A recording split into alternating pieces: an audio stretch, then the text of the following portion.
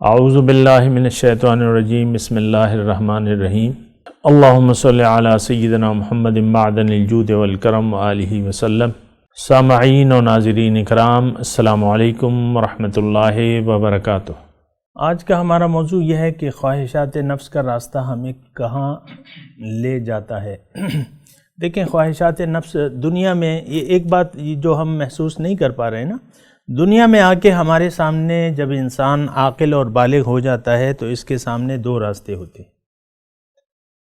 سیدھا راستہ تو ایک ہی ہے، باقی جو بھی راستے ہیں وہ غلط ہیں، ٹیڑھے ہیں، اور وہ خواہشات نفس کے راستے ہیں۔ سیدھا راستہ ایک ہے اور وہ اللہ کی اور اس کے رسول کی اطاعت کا راستہ ہے، وہ صراط مستقیم ہے۔ صراط مستقیم کی آپ ضرورت محسوس ہی نہیں کریں گے اگر اللہ آپ کی منزل نہیں ہو جاتا، اگر شوق آپ کا رہبر نہیں ہو جاتا تو آپ اللہ کا راستہ نہ تو اس کی ضرورت محسوس کریں گے اور نہ اس راستے پر جس طرح چلنا ہے اس طرح چلیں گے۔ یہ بات نوٹ کر لیں۔ اگر شوق اللہ کا نہ ہو، وہ اقبال نے ایک شعر بھی کہا ہے نا، اگر تیرا شوق نہ ہو میری نماز کا امام، میرا سجود بھی حجاب، اس طرح کوئی شعر ہے، پورا مجھے نہیں آتا لیکن یہی ہے۔ شوق اگر تیرا نہ ہو میری نماز کا امام، تو میرا سب کچھ بھی بے فائدہ ہے۔ دیکھیں، اللہ کے راستہ جو ہے وہ محبت کا راستہ ہے، یہ بات نوٹ کر لیں، یہ محبت کا راستہ ہے۔ اب محبت نہ ہو آپ کی اللہ سے، اللہ کے رسول سے اور اللہ والوں سے، تو پھر باقی رہ جاتا ہے خواہشات نفس کا راستہ، پھر رہ جاتی ہے دنیا۔ دیکھیں، دو چیزیں ہیں، دنیا اور آخرت۔ ہمارے سامنے بھی دو چیزیں ہیں، دنیا اور آخرت۔ اللہ تعالیٰ نے قرآن میں فرمایا ہے کہ منکم من یرید الدنیا ومنکم من یرید الآخرہ۔ تم میں سے بعض لوگ ایسے ہیں جو طالب دنیا ہیں، دنیا ہی کو چاہتے ہیں، لم یرد الا الحیات الدنیا، اور بعض لوگ ایسے ہیں کہ جو آخرت یعنی باطن کو چاہتے ہیں۔ اب ہماری حقیقت تو باطن ہے انسان کی، ظاہر تو نہیں ہے۔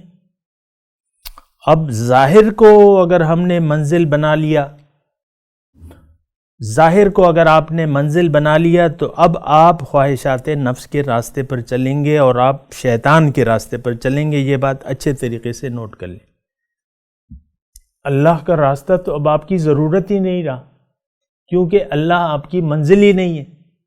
اب کیا لینا دینا آپ کا اللہ کے راستے سے یا رسول کی اتباع سے یا ان کی اطاعت سے، کیا لینا دینا؟ یعنی آج دیکھیں، ہم ضرورت محسوس نہیں کرتے اطاعت اللہ کی اور اس کے رسول کی اور اتباع کی۔ ضرورت محسوس کرتے ہیں آج کا معاشرہ؟ نہیں محسوس کرتے، بس خواہشات نفس کا راستہ ہے جو ہم اس پر چل رہے ہیں۔ اللہ کے، یہ دیکھیں، دوسری بات میں آپ کو یہ کہہ رہا ہوں کہ اگر اللہ سے آپ کو محبت نہیں ہے تو اب اللہ تک آپ یعنی رسائی بھی نہیں حاصل کرنا چاہتے، جو کہ منزل ہے ہماری۔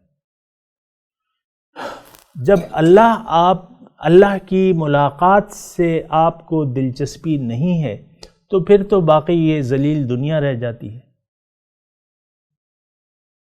پھر تو باقی ذلیل دنیا رہ جاتی ہے۔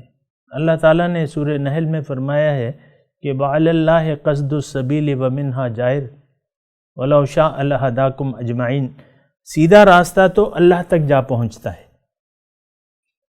اور باقی راستے ٹیڑھے ہیں، اور اگر اللہ چاہتا تو تم سب کو ہدایت دے دیتا، لیکن اللہ کی چاہت یہ نہیں ہے کہ انسان کو مجبور کیا جائے۔ ہاں، راستہ ہدایت دینا اور راستہ دکھانا، یہ ہدایت دینا اللہ کا کام ہے۔ ہدایت یعنی آسمانی ہدایت جو کہ قرآن کی صورت میں ہے، پھر اس کی طرف رہنمائی کرنا وہ رسول کا ذمہ داری ہے، بلاغ پہنچا دینا۔ اب کسی کو ہاتھ پکڑ کے آپ کسی راستے پر لے جائیں گے، بعض اوقات اس میں مجھے ایک مثال یاد آتی ہے۔ ہم جب چھوٹے تھے نا، ہم جو ہے وہ ٹاٹین گروپ سے تعلق رکھتے ہیں، ٹاٹ پہ بیٹھ کے ہم نے یعنی سبق پڑھا ہے نا. تو بعض اوقات یہ بچے ہوتے تھے تو ہم اسکول جانے پہ ناخوش ہوتے تھے. اکثر یہ ہوتا ہے، آپ نے دیکھا ہوگا، میں بھی، ہمارے محلے میں بھی اسکول ہے، اور بعض بچوں کو روتے ہوئے ان کے والدین پیرنٹ پکڑ کے اسکول لے جاتے اور وہ روتے رہتے. تو یہ اللہ تعالیٰ نہیں چاہتا ایسی رفتار یا ایسی منزل کہ اللہ کو ہاتھ پکڑ کے زبردستی کھینچ کے آپ کو لے اللہ کے دربار میں آپ نے منہ موڑا ہوا ہے اور ادھر آپ کو کوئی لے جا رہا ہے زبردستی پکڑ کے. یہ کوئی منظر آپ سوچ سکتے؟ ایسا نہیں ہے، زبردستی نہیں ہے. یہ سارا راستہ جو ہے یہ شوق کا راستہ ہے. وآخر دعوانا ان الحمدللہ رب العالمین. مولاي صل وسلم دائما ابدا على حبيبك خير الخلق كل